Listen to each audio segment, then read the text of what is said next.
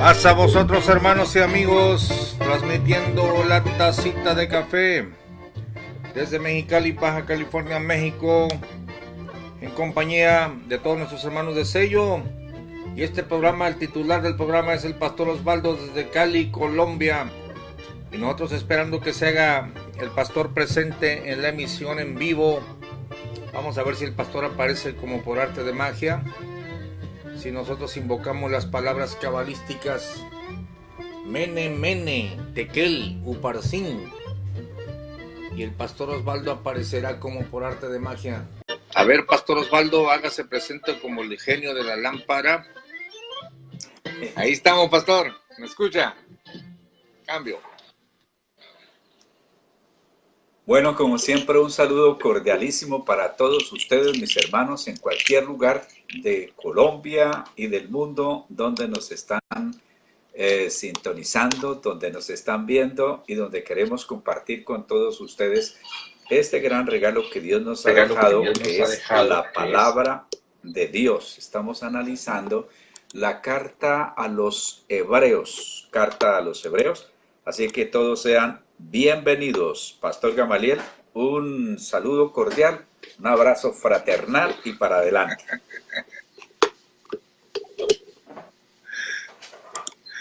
Amén, pastor, un saludo cordial y abrazo fraternal. Estamos aquí aprendiendo la mímica del pastor Osvaldo.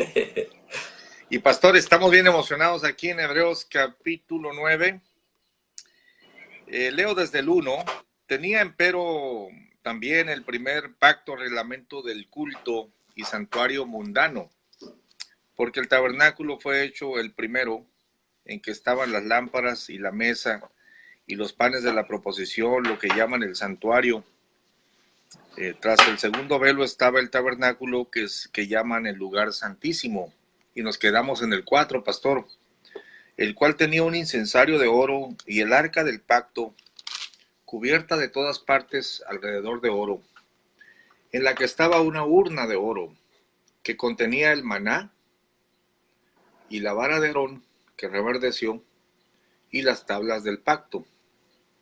Y sobre ella los querubines de gloria que cubrían el propiciatorio, de las cuales cosas no se puede ahora hablar en particular. A ver, pastor, aquí nos dejó el apóstol Pablo, según nuestra convicción, pues nos dejó plantados con el tema, porque no quiso mencionar nada sobre los querubines, sobre el propiciatorio y sobre las cosas que contenía el arca. Así que le va a tocar al pastor Osvaldo, en ausencia de Pablo, hablar un poco de esto, ya que Pablo no quiso hablar o no pudo hablar de estas cosas en particular. A ver, pastor, adelante con su exposición sobre Hebreos 9, 4 al 5. Lo escuchamos. Cambio. Bueno, muy bien. Les voy a leer entonces en dos versiones hoy, en la TLA y en la NTV, porque son muy similares la NTV y la Dios habla hoy, entonces acortamos tiempo, pastor. Yo sé que usted está de acuerdo. TLA, versículo 4 dice, en donde estaba el altar de oro para quemar incienso, también el cofre del pacto, que estaba totalmente recubierto de oro.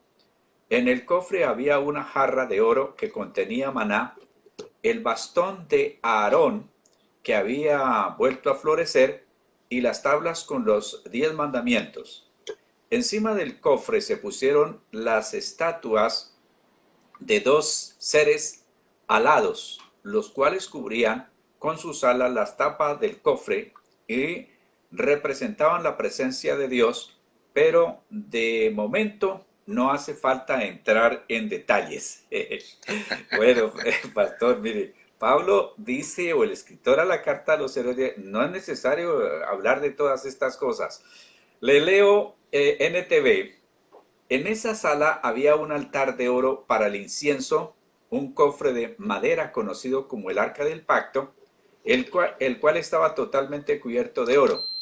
Dentro del arca había un recipiente de oro que contenía el maná, la vara de Aarón a la que le habían salido hojas y la tabla del pacto que era de piedra. Por encima del arca estaban los querubines de la gloria divina, cuyas alas se extendían sobre la tapa del arca, es decir, el lugar de la expiación. Pero ahora no podemos explicar estas cosas en detalle. Bueno, pastor, habíamos quedado en tratar de buscarle una aplicación a nuestras vidas sobre esa cajita de madera que se llama cofre o que se le llama arca. Estaba forrada, era de acacia y estaba forrada en oro. Encima igualmente tenía una tapa que estaba en oro y sobre esa tapa estaban dos querubines. Los querubines están representando la justicia y el amor de Dios. Allí representan. El propiciatorio era ese lugar de acercamiento, como estudiamos nosotros en las figuras en la carta a los romanos, el lugar de acercar, de propiciar, de hacer que dos personas se conciliaran. Y ese lugar era cubierto con sangre cada año, que se llamaba el día de expiación, donde Dios ofrecía un perdón a la nación toda. Ese era el día de la expiación. Dentro del arca encontramos tres elementos. Dice en la Biblia que dentro del arca había un recipiente de oro que contenía maná. Los dos querubines que estaban, pues, si usted analiza, tenían con las alas cubiertas, pero estaban mirando hacia allá. Lo que dicen algunos es que dentro del arca estaban las evidencias de Dios contra el hombre. Porque el hombre, si usted recuerda, rechazó, despreció la provisión de Dios. Cuando el Señor les entregaba el maná, ellos dijeron, que todo el tiempo comiendo maná, en cambio en Egipto comíamos carne, legumbres y tantas cosas más. Hombre, qué esclavos, eran unos de los que vivían tremendamente. A uno a veces le provoca citar ciertos lugares, pero mejor dejémoslo así y más en tiempos tan explosivos como ahora. Entonces allí estaba la evidencia que Dios les había entregado el maná, pero que ellos lo habían despreciado. Usted recuerda que la vara de Aarón tuvo que reverdecer o florecer, como le quieran llamar, a causa de una rebelión que hubo de Coré, Datán, Abirán y 250 de sus esbirros, de sus seguidores, de sus secuaces, que se rebelaron contra Moisés y contra Aarón. Y su queja era, ¿es que Dios no puede hablar también a través de nosotros? ¿Por qué tiene que ser a través de Moisés? Moisés, hombre espiritual, dijo, esto lo va a arreglar Dios. Y recibió instrucciones, coloquen las varas y la vara que reverdezca es la que Dios aprueba. Entonces, allí está la evidencia de la rebelión del hombre contra la autoridad de Dios. Tenemos el maná, el desprecio y la provisión de Dios. Tenemos la vara, la evidencia de la rebelión del hombre contra la autoridad de Dios, y estaba acompañado por las tablas de la ley. En las tablas de la ley era la evidencia de del pecado, de la rebelión del hombre hacia la autoridad de Dios, porque cada vez que se quebranta un mandamiento se está desobedeciendo y se está mostrando desprecio, se está mostrando desobediencia, se está mostrando pecado. Allí entonces tenemos las tres evidencias. Maná fue despreciado, la vara, se rebelan contra la autoridad, y también el quebrantamiento de la ley de Dios.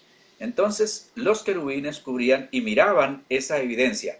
Cuando era cubierto de sangre, la ira de Dios se convertía en misericordia. Porque recuerde, sin sangre no hay perdón de pecados.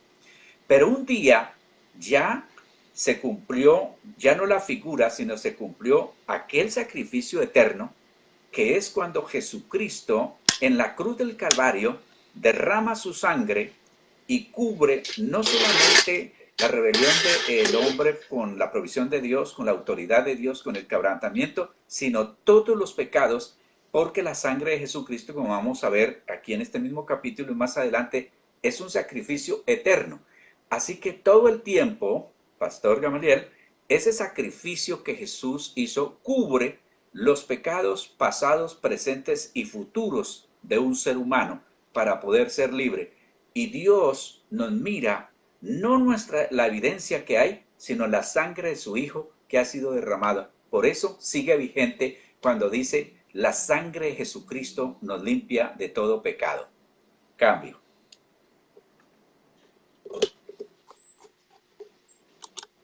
Excelente comentario, pastor, porque era necesario comentar algo, porque Pablo no quiso comentar. Es una lástima que el apóstol no lo haya hecho, pero pues a los eruditos, a los teólogos les ha tocado quebrarse un poco la cabeza.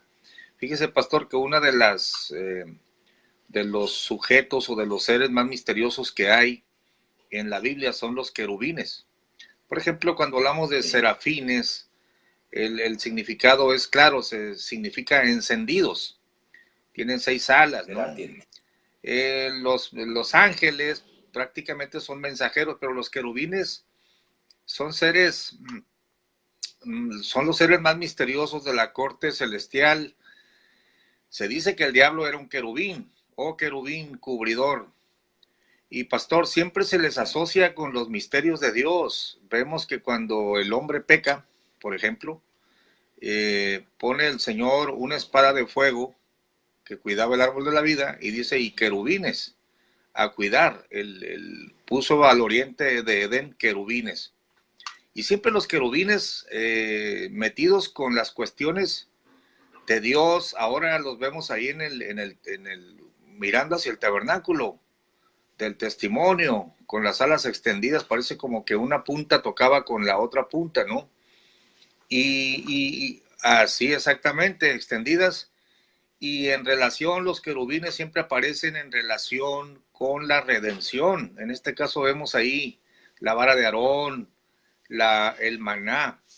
Pastor, ahí le va un torito.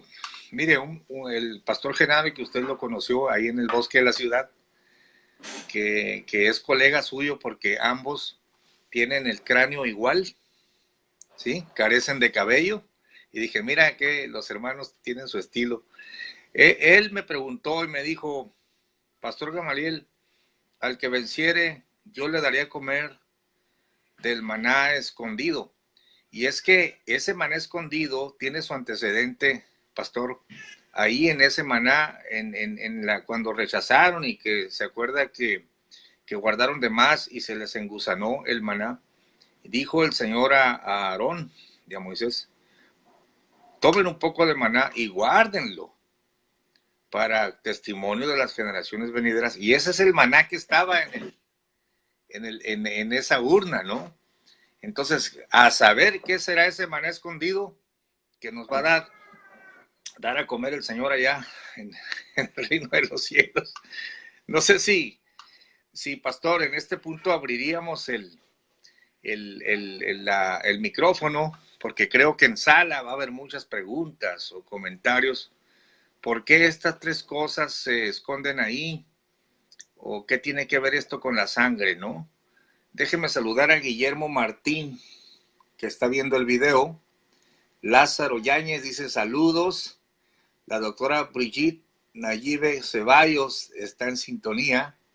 José Santos Espinosa Maraví, Patricia C. Torres, Osvaldo Arias y Olga Torres. Pastor, salude a los que usted pueda visualizar por allá y vamos a ver si en sala alguien quiere comentar o reportar sintonía. Cambio. Bueno, estoy saludando a la doctora Brigitte, al hermano Héctor Ñáñez, también a Floresmila Puriticá, que están aquí, que alcanzo ahí a percibirlos. Muchas gracias por estar con nosotros, por acompañarnos y es un gran privilegio. Bueno, escuchemos a los hermanos a ver qué dicen con respecto al maná, la vara de Aarón y las tablas de la ley. Cambio. Adelante, hermanos de sala. Estamos aquí en la tacita de café en un tema misterioso. Si usted gusta reportar sintonía, decir desde dónde nos habla, saludar o formular alguna pregunta. Abrimos micrófono en este momento. Cambio.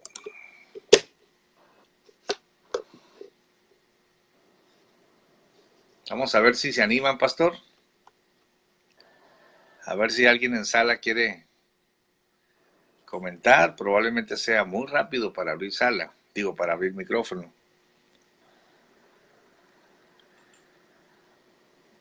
Nadie se animó.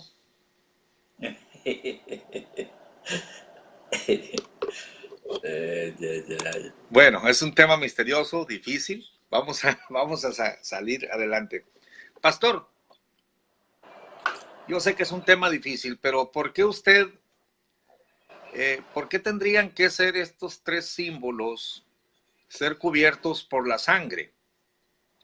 Y esto cada año, ¿no? ¿Qué es lo que está haciendo la sangre en relación con estos tres símbolos? Las tablas de la ley, el maná y la vara de Aarón. Ahí le formulé la pregunta. Cambio. Bueno, yo he creído, como le compartía, que esos tres elementos es como la evidencia que Dios tiene contra el hombre. Pero cuando esa evidencia era cubierta por la sangre motiva a Dios a tener misericordia. Es decir, acuérdese que cuando Adán y Eva pecaron, se tapaban con sus hojas y quisieron hacer que simboliza como las obras y el esfuerzo del hombre por salvarse, por cubrirse, pero eso no les duraba nada, porque pues qué. Pero el mismo Dios vino y tomó de su creación y sacrificó los animales para quitar la piel y cubrirlos. Entonces ahí tenemos ya el primer símbolo de lo que sería el sacrificio de Cristo. Y él estableció que la sangre no se comiera, que la sangre se tenía que tener en un concepto diferente, y luego dijo, no hay perdón de pecados sin derramamiento de sangre. Entonces, eso de la sangre lleva a que el mismo Señor Jesús tuviera que venir y nacer a través de la Virgen María para tomar ese cuerpo humano y poder derramar esa sangre. Entonces, la sangre mueve a misericordia a Dios. Todos nosotros tenemos algo que nos mueva a misericordia. Por ejemplo, a mí puedo estar enfurecido, bravo, enojado, disgustado, pero cuando veo un niño o una persona que está durmiendo, me conmuevo, me ablando, me quiebro. Yo no podré nunca entender ni quiero entender cómo alguien puede matar a un niño o cómo alguien puede matar a una persona dormida. Nunca podré entender, tampoco quiero entender eso. Entonces, la sangre de los animales allí, simbólicamente, porque acuérdese que se estaba mirando hacia un futuro, conmovía a Dios. Y ese día Dios quitó la mirada de todas las evidencias y de todo el pecado y de toda la culpa de la humanidad y llevó su mirada a el derramamiento de la sangre de Jesucristo, y desde entonces la sangre de Jesús nos cubre, nos limpia de todo pecado. Cami.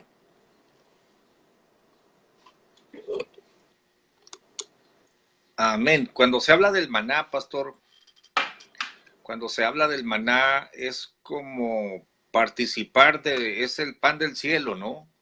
Dice un salmo, pan de nobles comió el hombre. Es como que el hombre terrestre se le hace partícipe del alimento celestial, pero ellos como que lo rechazaron, ¿no? Como que no le faltó fe para creer. Cuando se le da autoridad a Aarón, es decir, Aarón era el hombre señalado por Dios para hacer la expiación, para acercarlos a Dios, y ellos rechazan y dijeron, a ver, ¿por qué? Oiga, pastor, somos tremendos, Dios nos hace la provisión y los hombres la rechazamos. ¿Y cómo reverdeció la vara de Aarón? Y dice que hasta almendras echó, pastor, qué tremendo, ¿no? Y luego, al final, las tablas de la ley, porque también la ley fue rechazada, pastor. ¿Se acuerda cómo quebró las primeras tablas Moisés? Las quebró y dijo el Señor, bueno, yo las había escrito con mi propio dedo, ahora tú las vas a esculpir. Y la segunda ya no las escribió con su dedo, sino que las tuvo que esculpir Moisés. Entonces todo se santificó con la sangre. ¿Cómo sería, pastor? Es como salvar al hombre de su propia incapacidad por el sacrificio del Señor, porque ningún hombre pudo cumplir la ley tampoco. Entonces, la provisión espiritual, el alimento, la autoridad del sacerdocio y la ley de Dios es como la sangre, como que como que perdona todo eso, ¿no? Y le abre la puerta al hombre para con Dios. Algo así, pastor. Cambio.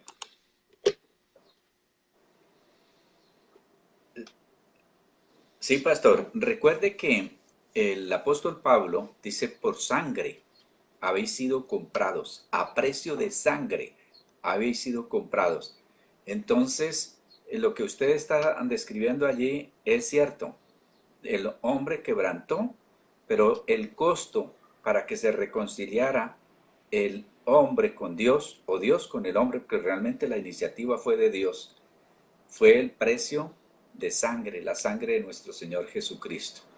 No es en vano cuando dice que el centurión quería asegurarse si él estaba vivo todavía, con la lanza lo traspasó y salió fue agua, ya no había esa consistencia de sangre porque ya había sido toda derramada.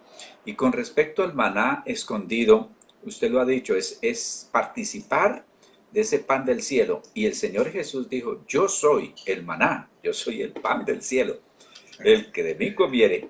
Y luego, cuando dice, le daré de ese maná escondido, yo creo que se está refiriendo no a algo como literal, sino más bien como a ese secreto y a esa eternidad y a esa grandeza del Señor Jesucristo, ya que Él fue como el pan de vida. Ahora, es el pan de vida.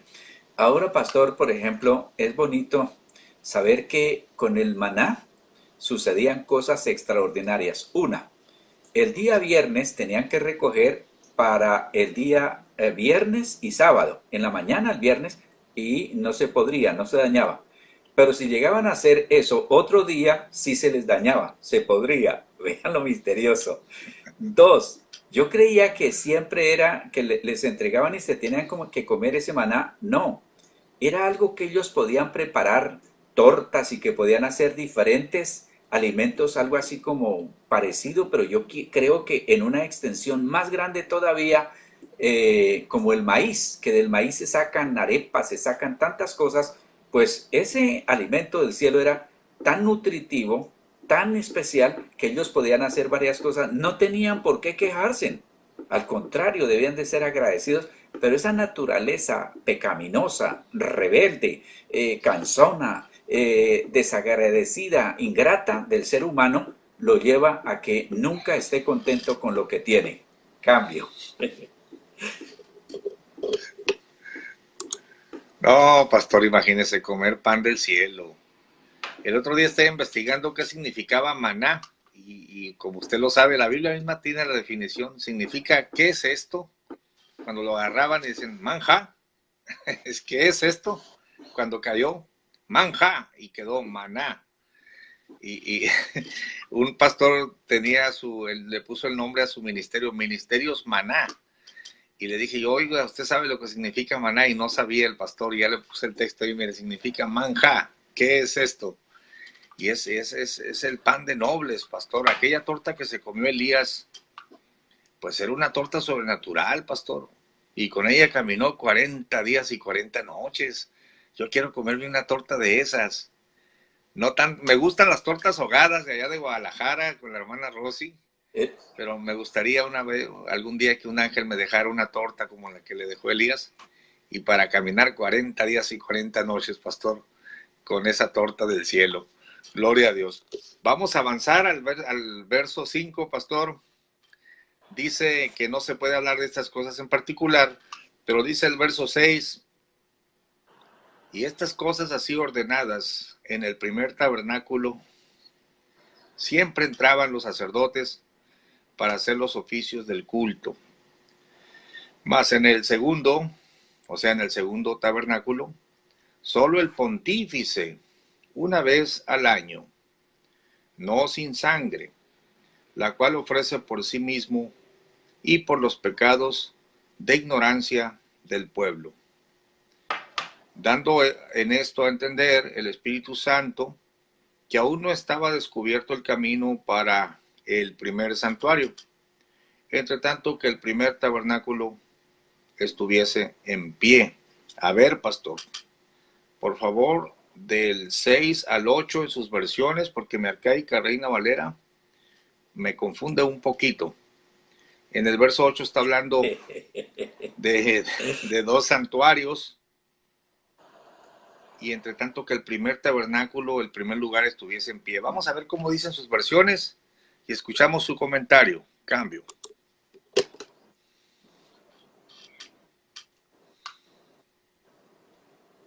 Bueno, aquí dice en la TLA, así estaban dispuestas todas las cosas en el santuario. Todos los días los sacerdotes entraban al lugar santo para celebrar el culto. Pero en el lugar santísimo solo podía entrar el jefe de los sacerdotes, y esto solo una vez al año. Entraba llevando la sangre de los animales que él y el pueblo ofrecían para pedir perdón a Dios cuando pecaba sin darse cuenta. Ay, ay, ay. Pecado por omisión. Voy ahora con la NTV. Cuando estos elementos estaban en su lugar, los sacerdotes entraban con regularidad en la primera sala durante el cumplimiento de sus deberes religiosos. Pero solo el sumo sacerdote entraba en el lugar santísimo y lo hacía una sola vez al año, y siempre ofrecía sangre por sus propios pecados y por los pecados que el pueblo cometía por ignorancia. Mediante esas ordenanzas, el Espíritu Santo daba a entender que la entrada al lugar santísimo no estaba abierta a todos, en tanto siguiera en pie el tabernáculo y el sistema que representaba. Me devuelvo para leerle el versículo 8 en la TLA. De este modo el Espíritu Santo da a entender que cuando aún existía el santuario, la entrada al lugar santísimo no le estaba permitido a cualquiera. Entonces, lo que estamos viendo aquí es que Pablo está haciendo una comparación entre el lugar, el templo terrenal y el templo celestial. Creo que es lo que aquí nosotros encontramos, diciéndoles, ¿qué quieren ustedes? Como que me pregunten, pues a mí me gusta mi casita y aquí en la tierra, gracias a Dios por ella. Pero si me pregunta, ¿usted quiere su casa celestial o su casa terrenal? Yo respondo inmediatamente que la celestial, pero no deja de haber el que dice, pues yo prefiero la terrenal. Cambio. Sí, pastor, aquí estamos ante un misterio, pastor. Hay un santuario celestial, sin duda, tanto el tabernáculo como el arca del testimonio, las mesas, los panes, todo, todo, todo, todo. Fue una copia de lo que le fue mostrado a Moisés en el monte. Cuando subió Moisés al monte, la Biblia no, fíjese lo tremendo de esto, pastor. Leemos y releemos el relato de cuando Moisés sube al monte, y dice la Biblia que no comió ni bebió por 40 días y 40 noches. Pero después, pastor, vuelve a tomar otros 40 días y 40 noches, y en eso se llevó a nuestro Señor Jesucristo, porque Moisés ayunó 80 días y 80 noches, según lo vemos en relatado, ¿no? Pero no dice ahí todo lo que miró. Pero Pablo dice todo lo que miró. O sea, que tuvo una experiencia como que cuando estuvo en el monte miró lo que había en el cielo. Pablo también fue arrebatado al tercer cielo, donde vio y oyó cosas que él le es imposible describir al hombre, cosas indecibles, ¿no? Pero lo que sí queda claro, dice, y Pablo se basa en la frase, y mira, le dijo, hazlo todo como te fue mostrado en el monte. De tal manera que sí, allá en el santuario celestial todo estaba preparado y solamente entró Cristo cuando murió. Ese es el santuario que él traspasa los cielos, y lo vamos a leer aquí más adelantito, con su propia sangre. Pastor, ahí le va un punto que a mí me ha tenido un poquito intrigado y que claro, no lo predicamos porque no lo comprendo del todo. Pero mire que si todo estaba ordenado aquí abajo, como lo vieron en el monte, entonces no solamente hay un sacerdote, sino que había varios sacerdotes como aquí abajo también, y había un sumo. Pastor, Los querubines parecen ser seres comprometidos con el santuario celestial, ahí los vemos, cubriendo el arca. Pero ahí le va un dato, mire, cuando yo estudié la caída del enemigo, del diablo, vemos que dice, oh querubín cubridor, yo te había puesto en el santo monte. Y luego dice, toda piedra preciosa fue tu vestidura. Pastor, si nosotros estudiamos cómo fue ordenado Aarón, la Biblia dice que le hicieron vestidura, le hicieron esto, le hicieron lo otro, le hicieron el pectoral, y el orden de las piedras de Satanás, que dice berilo, topacio, lo que se menciona en su caída, Ezequiel 28, Isaías 14, las mismas piedras son las piedras que tenía el pectoral sacerdotal de Aarón. Y usted lo puede ver en las vestiduras que ahorita ya las vemos en gráficas, ¿no? Topacio, berilo. El orden varía, pero son las mismas piedras. Como que el querubín pareciera ser una especie de sacerdote menor encargado de los oficios del santuario celestial, que no puedo yo decir más, pastor, porque no sé el tema. Nada más identificamos, yo te puse, querubín, y toda piedra preciosa fue tu vestidura. Solamente los sacerdotes llevaban esa indumentaria, y algo motivó su caída. Y parece ser el celo del hombre, no le gustó la redención, no le gustó el plan de Dios, no le gustó que el hombre fuera elevado a ese nivel. Ahí dejamos el misterio de las piedras, pastor. No sé qué opine usted al respecto. Cambio. Pues que aquí yo nunca había oído hablar en la relación sacerdotal, tampoco en la vestimenta, nunca, pastor. Ni había leído, ni había oído, ni había pensado nada. Es algo nuevo para mí y para mirarlo, analizarlo, sopesarlo, inquirirlo, estudiarlo y todo eso es hazlo saber porque tiene su, tiene su relación y tiene su razón de ser. Sí había oído y me pareció un poquito lógico, aunque estamos diciendo, no se puede establecer una doctrina de lo que no está claramente dicho en la palabra de Dios. Se buscan razones y a veces uno llega a decir, bueno, pues suena lógico que lo que usted decía, la caída de Satanás no era que él quiso ser igual a Dios, es que él no estuvo de acuerdo, porque toda rebelión comienza con un principio, Pastor Gamaliel, no estoy de acuerdo. Si en su iglesia o mi iglesia va a haber una rebelión, el que va a causar la rebelión comienza a decir, mire, yo no estoy de acuerdo con lo que dijo el pastor, con lo que hace el pastor, cómo se hace el culto y va cogiendo sus adeptos. Pero en lo que se dice con respecto a Satanás es que es uno de los seres cercanos a Dios, de los que están más cerquita de Dios, porque vemos nosotros que Dios se rodea como en círculos de ángeles que van teniendo su propia identificación y sus funciones. Entonces, también se ha dicho que cuando habló Dios de crear al hombre y hacerlo a su imagen y a semejanza, y aparte de eso, que iba a fallar, y aparte de eso, que iba a venir Jesucristo para redimirlo, dicen algunos que un hermano decía que por revelación en una división muy grande de una congregación le había preguntado a Dios, Señor, ¿por qué se fue y se metió en una montaña, en una cabaña y se quedó preguntando? Y él decía que Dios le había dado esa explicación y la compartía ahí con nosotros. Pero no es algo que se establezca como doctrina. Seguirá siendo para nosotros un misterio la razón de la rebelión de Satanás, pero sí tiene mucho, y no lo había considerado, el sacerdocio, la vestimenta, las piedras preciosas, es algo que tiene mucha relación el uno con el otro. Cambio.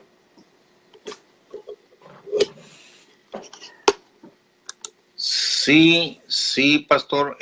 Bueno, mire, Ezequiel 28:13, nada más para dejarles a los hermanos ahí la punta de la hebra del misterio y pasamos a otro punto. Se lo leo nada más y el texto de Aarón Y la pedrería, pues que les quede de tarea, porque es un misterio que no conocemos, pero solamente es un comentario.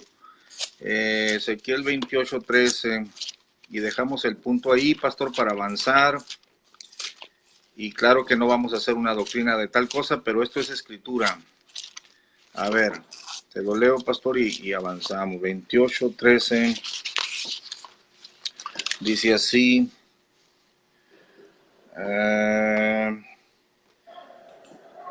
28:13, en Edén, en el huerto de Dios estuviste, toda piedra preciosa fue tu vestidura, el sardio, topacio, diamante, crisólito, oniqui, berilo, el zafiro, carbunclo y esmeralda, y oro. Los primores de tus tamboriles y pífanos estuvieron apercibidos para ti en el día de tu creación, tú querubín grande, cubridor, y yo te puse, en el santo monte de Dios estuviste, en medio de piedras de fuego has andado. Bueno, avanzamos, pastor, entonces, y dice así, pastor, bueno, el punto era, a ver, vamos a ver si lo entendemos igual, pastor. Quiere decir que mientras se llevaban a cabo los oficios en el templo terrenal aquí, el templo celestial no se usaba, porque no vamos a decir que se mataban corderos allá arriba. Parece como que, ¿verdad? Parece como que Cristo es el que penetra los cielos una sola vez, y es cuando oficia una sola vez en los cielos. ¿Estamos de acuerdo en ese punto, pastor? Cambio. Totalmente de acuerdo, pastor, totalmente de acuerdo. Así que adelante, cambio. Entonces, los miles y miles de sacrificios, las miles de veces que pues durante los años que estuvo en oficio el templo, acuérdense que el primer templo fue destruido, luego pues, se levanta el segundo, y siguen ahí los sacrificios hasta el día que se rompe el velo. Ese día cuando el Señor resucita y le dice a María, no me toques porque aún no he subido a mi Padre. Y escuché a un predicador que dijo, pocos pastores o predicadores saben que Jesucristo subió a su Padre antes de irse. Y es cierto, porque le dice a María, aún no he subido a mi Padre, pero diles a mis discípulos, subo a mi Padre y a vuestro Padre, a mi Dios y a vuestro Dios.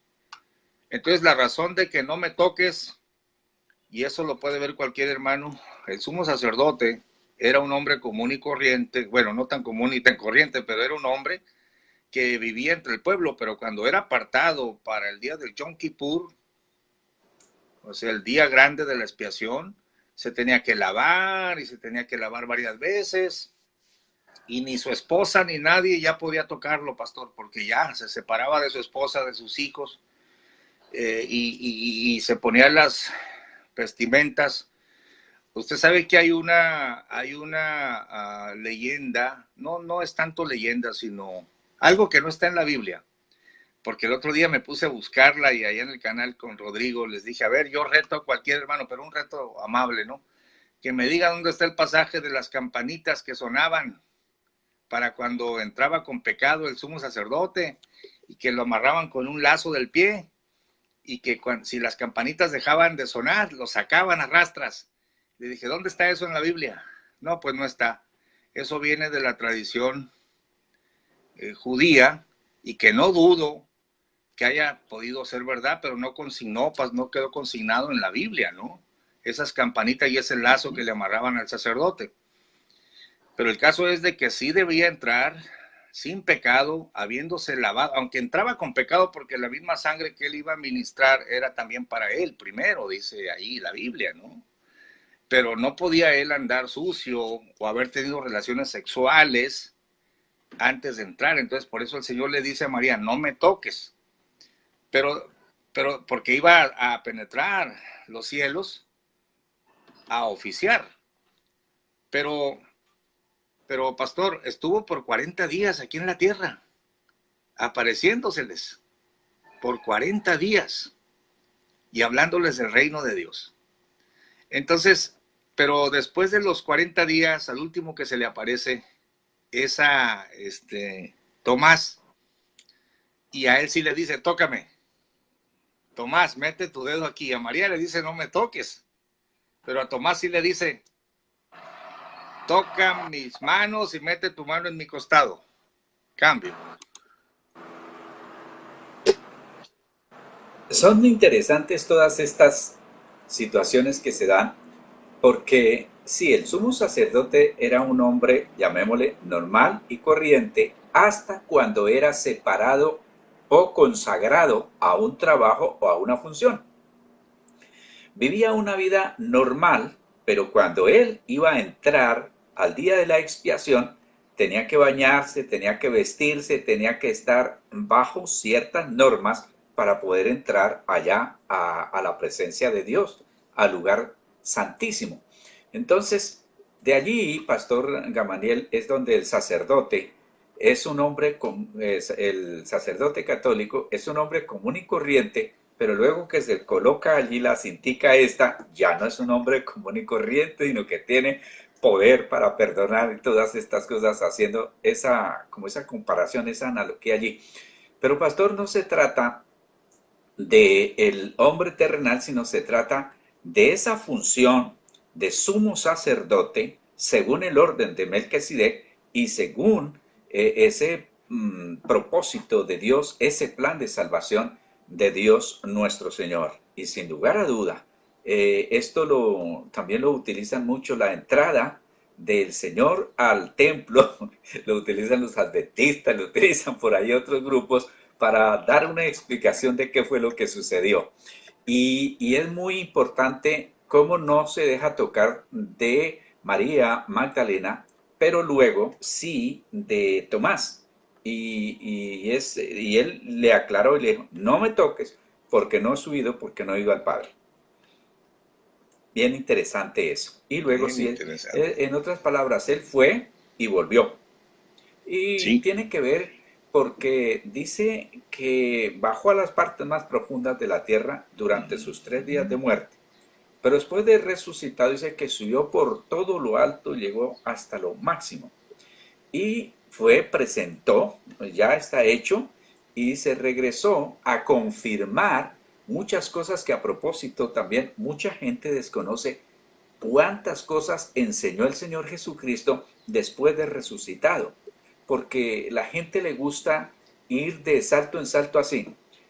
Por ejemplo, en las celebraciones, nace el 24 de diciembre, aquí en Colombia, yo no sé en México, nace el 24 de diciembre, el 6 de enero, apenas con 12 días, lo visitan los magos, pasan unos meses y ya lo crucifican y muere, y pasan otros días. Nosotros el lunes pasado estábamos celebrando la Asunción de Jesucristo, eso es rapidito, pero eso queda tan calado en el ser humano que no se sienta a investigar y a leer la palabra porque la gente nomás se mantiene algunos de libros por allí de motivación y de cosas y nos vamos a hacer ricos y ya no tenemos que trabajar y vamos a hacer las declaraciones y vamos a hacer los pactos y vamos a hacer un poco ¿no? de cosas por ese lado.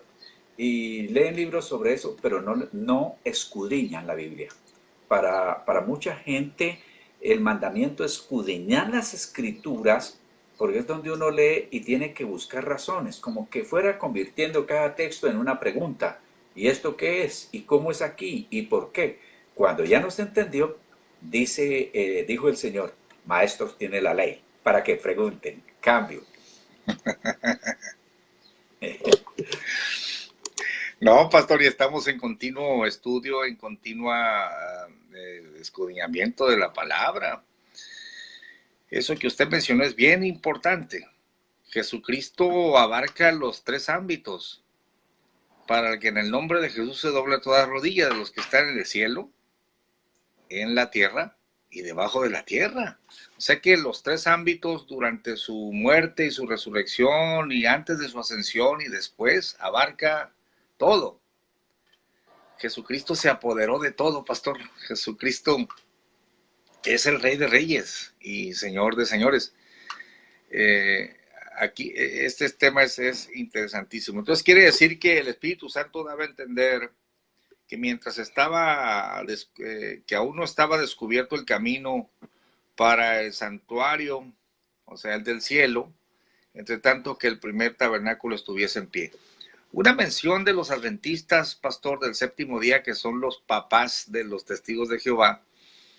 Usted sabe que Guillermo Miller, pastor bautista, según él calculó la venida de Jesucristo para 1800 y pico, y tenía seguidores esperando la segunda venida. Cuando no vino, la señorita Elena G. de White se aferró y lloró y pataleó y dijo, no, es que no puede haber fallado.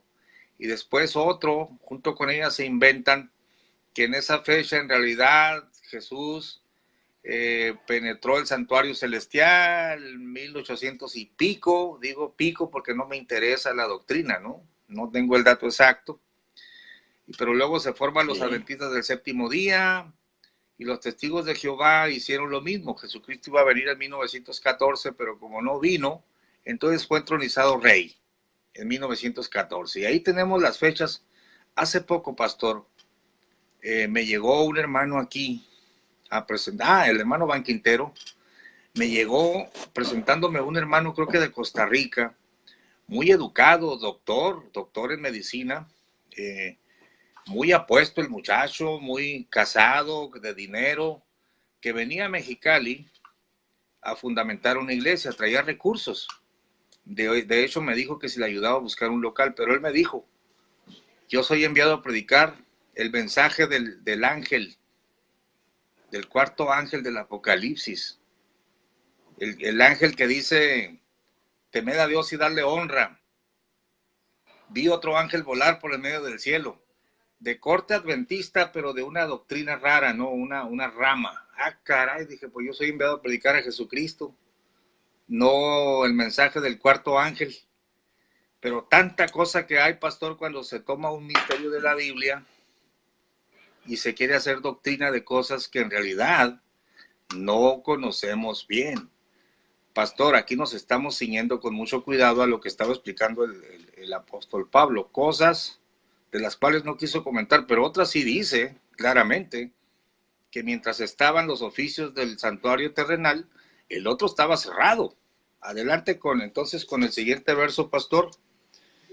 El celestial, verso 9, era figura, el terrenal era figura de aquel tiempo presente en el cual se ofrecían presentes y sacrificios que no podían hacer perfecto cuanto a la conciencia al que servía con ellos. Verso 10, consistiendo solo en viandas y en bebidas y en diversos lavamientos y ordenanzas acerca de la carne, impuestas hasta el tiempo de la corrección, hasta que aparece Cristo en el verso 11.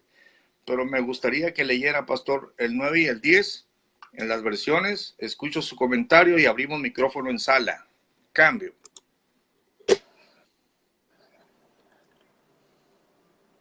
Bueno, pastor, permítame aquí saludar a Patricia C. Torres. Dice, saludo, pastores. Antonio Muñiz, Juan Sam, Amparo Jiménez, Liliana Zúñiga Perdomo, Emilce Correa Escobar y nuestro hermano Héctor Ñáñez.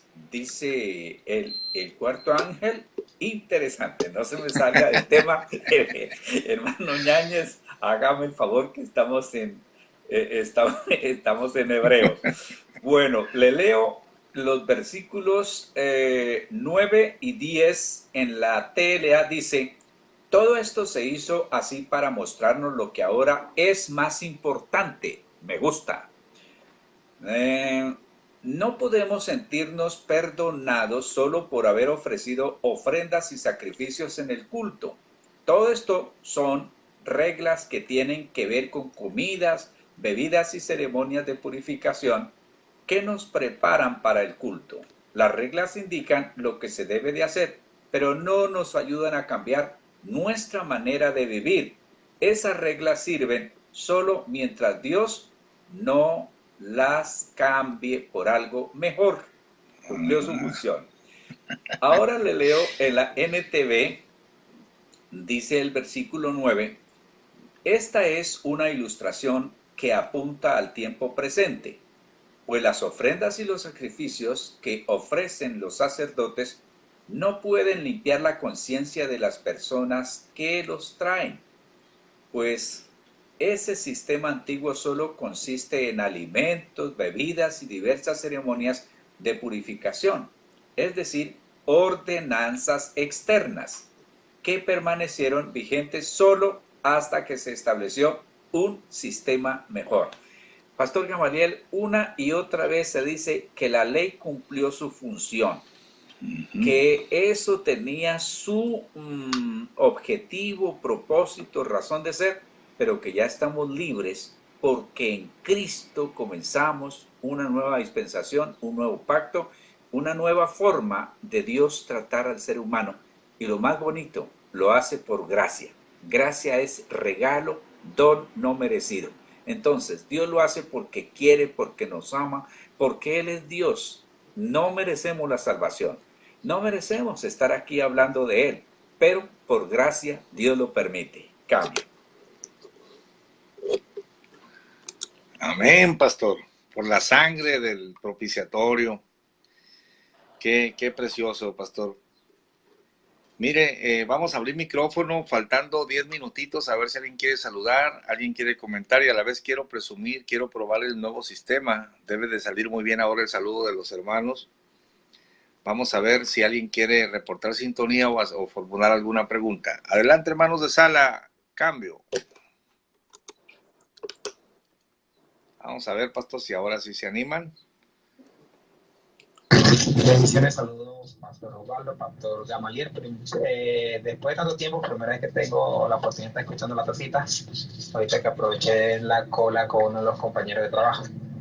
Pero por ahí estaba escuchando atento sus comentarios del libro de Hebreos y el santuario. Desde Caracas, Venezuela, saludo a todos los que están en sintonía de Radio Integral.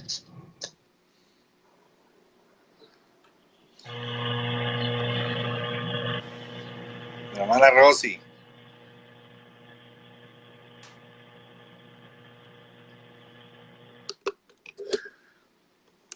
Hermana Rosy, no se le entiende.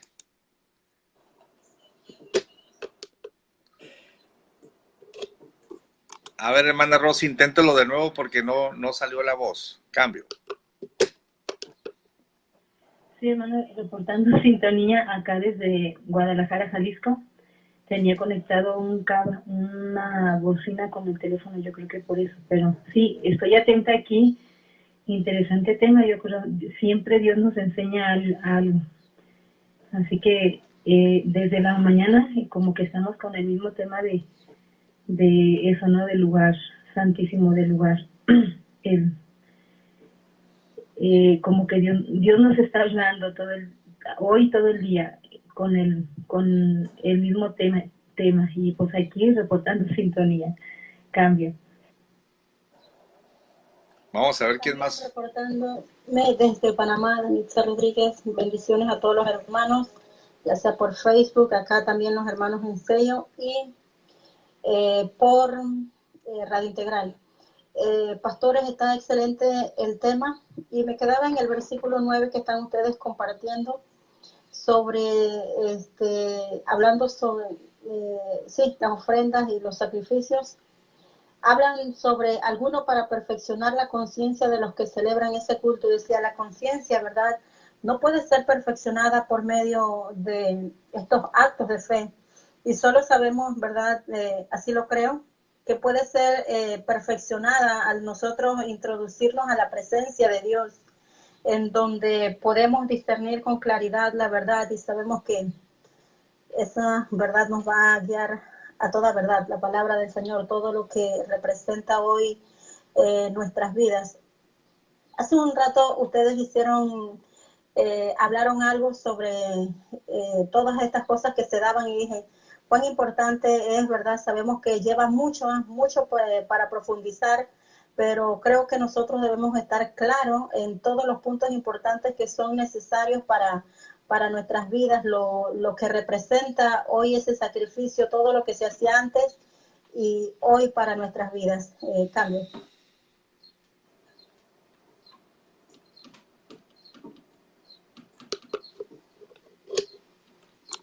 Gracias por sus comentarios.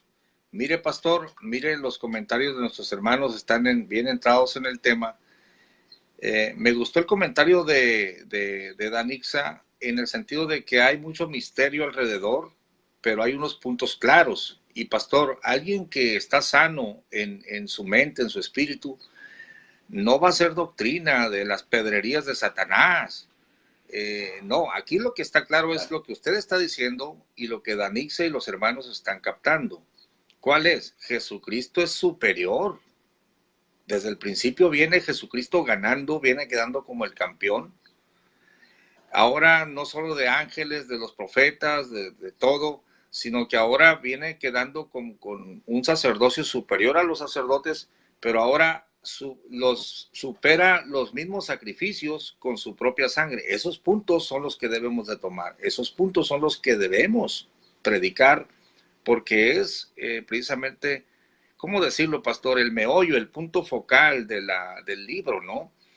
Que todo eso era figura, pero estando ya presente Cristo, y es la parte que rescatamos y que podemos predicar con mucha seguridad, ve el verso 11, mas estando ya presente Cristo, pontífice de los bienes que habían de venir, por el más amplio y más perfecto tabernáculo, no hecho de manos, es a saber, no de esta creación, es decir, el de allá de arriba, ¿no? Que lo miró Moisés, y no por sangre de machos cabríos ni de becerros, mas por su propia sangre, entró una sola vez en el santuario, habiendo obtenido eterna redención. Ahí queríamos llegar, pastor Osvaldo. Cambio. Sí, es bien interesante que nosotros reconozcamos que desde afuera no se puede llegar al nivel que Dios quiere que lleguemos. La ceremonia, las comidas, todas esas cosas no nos perfeccionan. Nos perfecciona Dios desde adentro, su obra, el Espíritu Santo, la palabra, y que todas estas cosas ya se cumplieron. Bueno, voy con el versículo número 11 y 12 que usted leyó e inicio en la TLA. Pero ya Cristo vino y se ha convertido en el jefe de sacerdotes, y a Él le debemos todo lo bueno que ahora nos pasa, porque el santuario donde Él es sacerdote es mejor y perfecto. No lo hizo ningún ser humano, así que no es de este mundo. Cristo no entró a ese santuario para ofrecer a Dios la sangre de animales, sino para ofrecer su propia sangre. Entró una sola vez y para siempre. De ese modo, de una vez por todas nos libró del pecado. Y le leo la NTV 11 y 12. Dice, entonces Cristo ahora ha llegado a ser sumo sacerdote por sobre todas las cosas buenas que han venido. Él entró en ese tabernáculo superior y más perfecto que está en el cielo, el cual no fue hecho por manos humanas, ni forma parte del mundo creado. Con su propia sangre, no con la sangre de cabras ni de becerros, entró en el lugar santísimo una sola vez y para siempre, y aseguró nuestra redención eterna. Aquí está la claridad, aquí está la base bíblica para lo que estábamos diciendo con respecto de Jesús. Cuando murió, descendió al Hades, el lugar de los muertos, donde estaban los que esperaban al Señor, que no lo esperaban.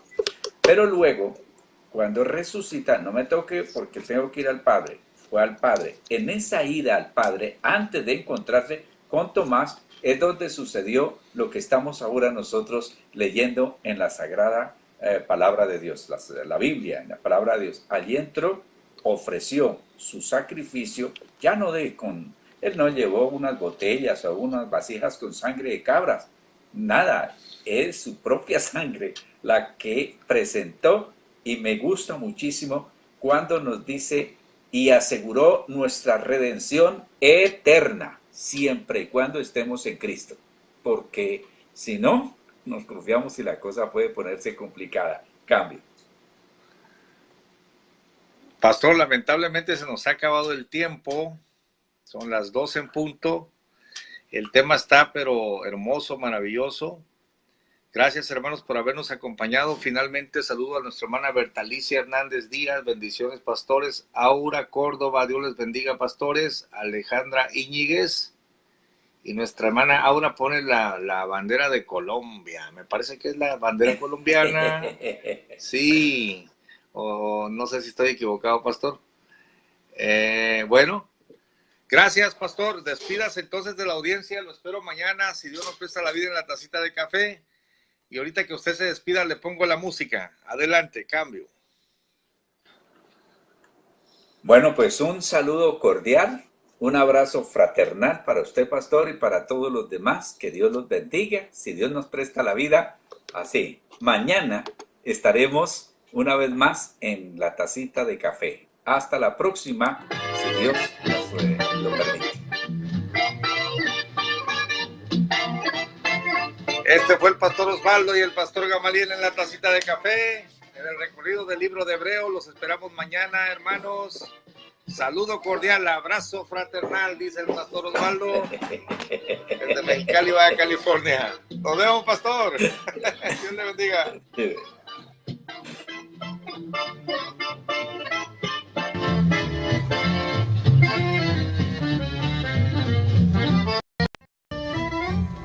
Ahí está la tacita de café.